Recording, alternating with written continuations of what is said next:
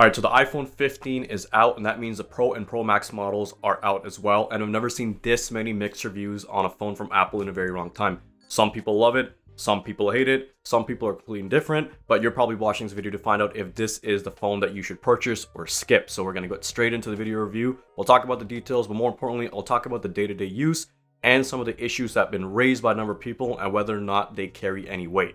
This video is also sponsored by NordPass, but I'll talk about more later in the video. Okay, because your time is valuable, I'm going to give you the conclusion of the review up front. The iPhone 15 Pro Max is hands down the best iPhone Apple has ever created, spec for spec. It has the best camera, the best processor, and the best screen. Now, if you are thinking of upgrading from previous year's phone, like if you have an iPhone 14 or iPhone 14 Pro, this I would say is an incremental change, and I would recommend that you wait out another year. However, if you're coming from an iPhone from a couple years ago, or probably more than 3 years ago, personally myself upgrading from an iPhone 12 Pro, you will see a huge and drastic difference and improvement in this phone. I'm going to touch on overheating as well because I know that's a question a lot of people have. This phone has not overheated on me once, and I want to address this issue right up the front. Overheating refers to your phone literally stopping to work and cool down. So meaning if it's overheating, it will not let you do anything. That's never happened to me. The iPhone has gotten warm and does tend to get warm when you're using fast charging. But other than that, it's never to a point where it's unusable. I can record video for up to 30 minutes and play games on this, like AAA titles, and not have a single issue regarding that. So if you're looking for an upgrade and you have a phone that's a couple years old, I would say definitely purchase this. If you're coming from an iPhone 14 or 14 Pro Max, wait, save your money, and wait for the next year's iPhone iteration. Trust me, it's worth saving your money. Okay guys, if you got all the information that you needed, my name is Manny Rataul. Don't forget to hit the subscribe button and subscribe to my videos. I do a lot of tech and other video reviews regarding all the new technology. Now, if you want to stick around, I'm going to post timestamps here and on the bottom, and we're going to go through an in-depth look at the iPhone 15. And first, we're going to start on the build. So one word you can describe the iPhone 15 Pro Max's build is with the word premium, and it certainly does feel premium with the glass back and now titanium bezels. Apple has ditched the stainless steel and opted for a much lighter material, and with that you do tend to save around 10% on paper, but I will say that my iPhone 12 Pro feels heavier than this year's Pro Max model. Now the biggest design difference in this year's iPhone build on the Pro and Pro Max is the action button. So Apple has finally ditched the iconic mute button on the side of the case. You will now have an action button that can be programmed into whatever quick setting that you like, but I'll talk a little bit more about that later in the video. Now, of course, the other major design change for this year's iPhone Pro and Pro Max is the USB-C. So no more Lightning port. USB-C is finally here and it's universal. And I'm going to go in depth and talk about what you can do and what you probably didn't know you could do with the USB-C now on the iPhone. Now, the other standard things are still included. You do get the volume rocker layout, which is identical. You also get a standard lock button on the right-hand side of the phone, as well as a SIM card slot if you are in certain regions. Certain regions like the United States have iPhones that have eSIM version only. Thankfully, the one I have does have a physical SIM card slot. And of course, the tri-camera layout, the iconic change that Apple made at the iPhone 11 is still present. You'll notice that the cameras are a little bit larger if you're coming from an upgrade from a few years prior. The main camera now being 48 megapixels. And later in this video, we will be looking at how good the quality of both the pictures and video is. And of course, I do want to mention that MagSafe is still present, so wireless charging is still very much a feature that you can use with the iPhone 15, the 15 Pro, and the 15 Pro Maxes. Okay, so I mentioned the action button, and I think this is a really good step that Apple is taking by allowing users to customize a dedicated button. Now, for those of you who may be concerned, yes, you can still use the action button to mute your phone. However, you get a bunch of different options like Siri, camera. Pretty much any shortcut you can imagine is now available on the iPhone 15 Pro and Pro Maxes with the action button. The biggest gripe that I had with the mute button is after a few years, you'll notice that a lot of dirt and grime starts to build up in the switch, and that's actually a point of failure where you actually have to go to Apple and get that switch replaced because it simply doesn't actuate anymore. Here, because it's just a single button, failure is probably a lot less likely. And I just think that customizability and allowing the user to do whatever they want with a specific button is the way it should be. Now, I know Android has been doing this forever. Yes, there's going to be people in the comments saying, big deal, 10 years late. but I am happy that Apple has finally decided to take this action and decided to actually action this action button in the iPhone 15 Pros and Pro Maxes. Now I want to talk about USB-C, and USB-C was such a major talking point when Apple announced their iPhone models. Now all three iPhones, the 15, the 15 Pro, the 15 Pro Max, and also the iPhone 15 Plus have a USB-C connector now. Lightning port's been ditched. However, only the Pro models, the Pro and Pro Max, get the actual USB-C transfer speeds at 20 gigabytes a second. The 15 and 15 Plus are still restricted to USB 2.0 speeds of only 480 megabytes a second. And I think Apple did this as a dirty tactic because they didn't want those phones to cannibalize their Pro model sales. Now, aside from the obvious that you can use a universal cable now across all devices that have USB-C support, some cool things that I've been able to use with this iPhone with the USB-C is actually charge other devices. So I've actually been able to charge my camera as well as my older iPhones by just connecting them directly to the phone. But the other really cool feature, and I think a lot of people take advantage, is you can actually connect either a USB stick or an external SSD directly to your iPhone, and you can transfer files to and from both devices. This is very helpful. It helps me actually cut out my MacBook when I'm transferring files to my Windows desktop. And I think it's just another feature that Apple has been waiting too long. And thank God for the EU for making this a regulation. So while Apple says that, yes, it was an innovation that they decided to pursue, they're actually sort of forced. Their hand was forced on this one, but I think it's a good upgrade. And if that's the upgrade and that's the feature that you're looking forward to, and that's the reason why you want to upgrade to this year's iPhone, it's a pretty drastic feature and I recommend doing so. Okay, next I want to talk about the screen on the iPhone 15 Pro Max, and it is a 6.7 inch OLED display that has very, very crisp colors and deep blacks. So I'm coming from an iPhone 12 Pro, which has an LCD display. This phone is an OLED display. The colors are more vibrant, and the best thing about it is that it goes up to 2000 nits of brightness. So in direct sunlight on a very sunny day, you can pretty much use your phone without any issues. I did have some issues with my iPhone 12 Pro when I was doing the video comparison, shooting outside in bright conditions. The other great thing about the iPhone Pro Max, and this is something that Apple has adopted from the previous generation of the iPhone 14s, is the dynamic island.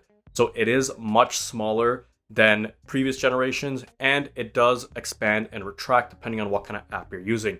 Now, I'm so used to the notch that when I switched over to the iPhone 15 Pro Max, I was kind of shocked at where the notch was. You don't really pay attention to it and it's so small. Now, there are some Android phones out there that have the punch hole, which is simply just the camera slot. But honestly, the notch or the dynamic island on the 15 Pro and the 15 Pro Maxes are pretty small. Another very important and I think very minor upgrade to the display is the always on display feature, meaning the date and the time are always displayed. So you don't have to touch the screen or press a button to wake up the phone. You can easily see the time and date at any time. It's a small feature, but honestly, it's very, very convenient. All right, before we get into the camera of the iPhone 15, I gotta ask you a question. How often do you save your passwords in a spreadsheet or in your Notes app on your iPhone? Don't lie to me. I know you do it, because I do it too, and I'm telling you there's a better solution for it, and it's called NordPass. With NordPass, you can forget about storing your passwords in weird and unsafe locations and having them all integrated into a single application, easy for you to access, secure, and change at any point that you like. And what's even better with NordPass, if you're running an organization or business with multiple employees and clients, sharing passwords and giving them autofill information is seamless and with a click of a button, and making sure they only get the information that they need and only for the specific people in mind. And with NordPass, you also don't have to worry about unsecure passwords. With NordPass's built-in password generator, it will ensure that the passwords for each account and for each individual employee is strong and unbreachable, and it's all seamlessly integrated into NordPass's application. You can see NordPass in action using a free 3-month trial by clicking on the link in the description and using keyword Manny Rataul. Now, back to the video. So let's be real here. When we talk about the Pro and Pro Maxes, what we're really focusing in is on the camera system, because that's what pretty much separates the regulars from the pros. And I would say across the board, the biggest difference Apple has made this year is the upgrade to the main sensor. We now have a 48 megapixel sensor, a huge upgrade from the 12 megapixel on the previous generation. And for the Pro Max specifically, you now have a telescopic 5x optical zoom sensor that allows you to take pretty great images from a pretty long distance away. So I've got the chance to actually play around with the iPhone 15 Pro Max in both in terms of video and pictures. And what I'm going to do is I'm actually going to compare it to the iPhone 12 Pro. And I think this is a good comparison Comparing a phone year over year, there's really always very small amount of changes. And I know that most people watching this video have phones that are probably 2 or 3 years older and don't upgrade every single year. I'm going to be posting the results and I'll be comparing them between the 12 Pro and the 15 Pro Max. And I'll let you be the judge on how the images look and how the videos look. We'll be looking at the main sensors on the rear as well as the front selfie video and pictures. So here are the results and I'll let you be the judge of that.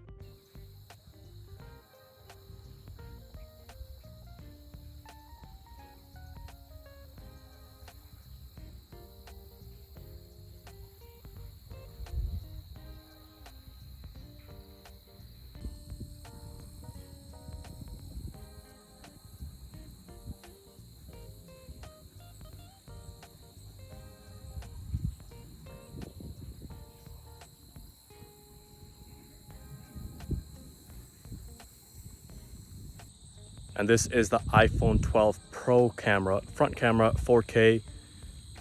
Once again, a little bit windy, and let you guys decide how you like the video quality as well as the sound.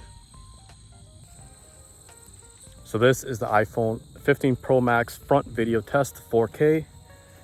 I'll let you decide how you guys like the video quality as well as the microphone. It's about windy today.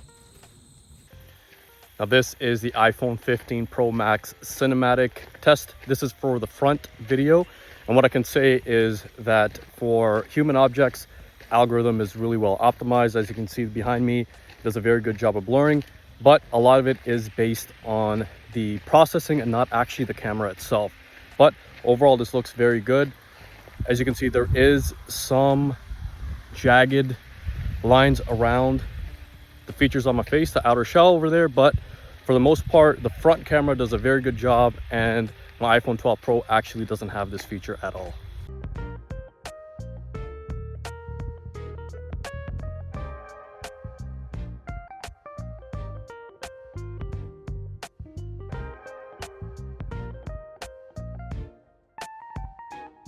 All right, now that you've seen the results, you can decide whether or not that if it's worth actually upgrading to an iPhone 15 Pro Max, or whether or not your current iPhone or Android phone is good enough.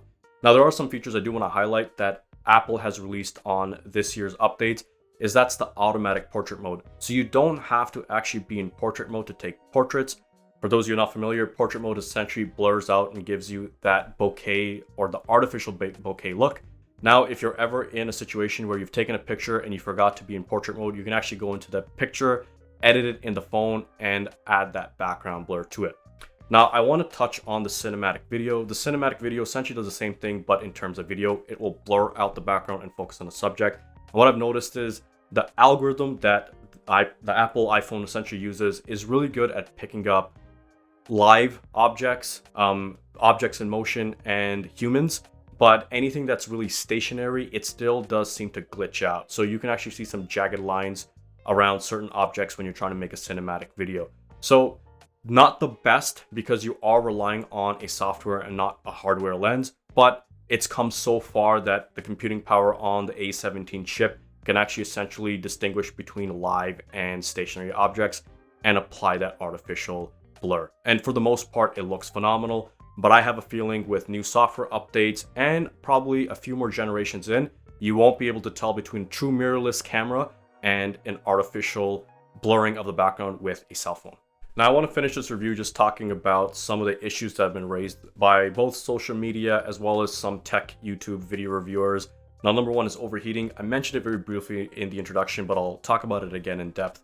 Overheating actually refers to your phone literally stopping and ceasing to work and making sure it cools down before it continues. And like I said, that's actually never happened to my iPhone, not once. Now, it has gotten warm, not hot, warm when I've used it, and it's been sporadic. Like I said, I've recorded video 4K 30 minutes straight. I've had no issues, but there's been times where I've been scrolling on Twitter, Instagram, and I could just see the case of the iPhone getting a bit warm and then cooling off immediately afterwards. Now, I have a feeling that Apple is probably looking at this and it's a bug, and it's super new into the iPhone's life cycle. So it's been less than 2 weeks since it's been released. And with iOS updates, I believe this patch will probably be, or this issue will probably be patched and fixed.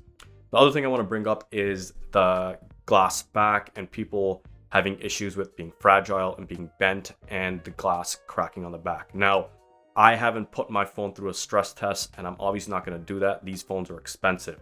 However, I always use a phone with a case, and even if this phone was to be used without a case, some of the video examples that I'm looking online are pretty drastic. I mean, people are literally pressing on the phone and exerting amount of pressure that will crack pretty much any type of glass, let alone the iPhone. So far, I've had it in a case, I've put it in my pocket, I've had keys in my pocket, I've even had my other iPhone in the same pocket as iPhone 15 Pro Max. Believe it or not, it fits, and there's been no issue so far. So I would say if that's something that you're still concerned about, maybe wait out another couple of weeks, watch some more tests from reputable sites and reputable content creators to see how fragile this device is. I'll say, and I mentioned in the beginning, this device seems premium, but it doesn't seem fragile. I think it's just another iPhone, a really good iPhone quality build that unfortunately there may be some devices that have experienced this, but I don't think this is an over-encompassing issue for everybody. I'm going to finish this off by saying that once again, I agree with my earlier point. Of course, I agree with it. I said it, that if you're upgrading from last year's iPhone 12 Pro Max, skip out on this one. I don't think even with the 48 megapixel camera sensor, it's just not worth that extra $1,500 USD that you're going to be spending on it. Another reason I would say to maybe skip out on this is that there are always rumors that the future iteration might have a complete new design rehaul. And with the new Apple Watch coming out next year, it will be the 10-year anniversary and the 10th iteration. I believe that Apple might integrate that with a new iPhone. Now, of course, I don't want you to base your future purchases on speculation. If you're coming from an older iPhone, 2 years or older, or if you're coming from an Android device, the iPhone 15 Pro Max is a phenomenal device, and I advise you to check it out. I will say at the time, I didn't get the color that I wanted. I got the blue titanium. I have a blue Pro Max, or a blue iPhone 12 Pro, sorry, I should say, and I'm kind of sick of that color. So I will actually be returning this unit, but I'm going to be exchanging it for a different color. And I really think that this iPhone 15 Pro Max is the perfect upgrade for me. Now, if you like this video, comment in the video section and let me know if you're planning on purchasing the device or if you're going to skip out on it. Don't forget to subscribe to the channel. Like I said, I post weekly videos on tech, and I like to do tech reviews on all the new products and give you my 2 cents. So if you enjoyed the video, don't forget the like button. Don't forget to subscribe to the channel. And until next time, I'll see you guys later. Peace.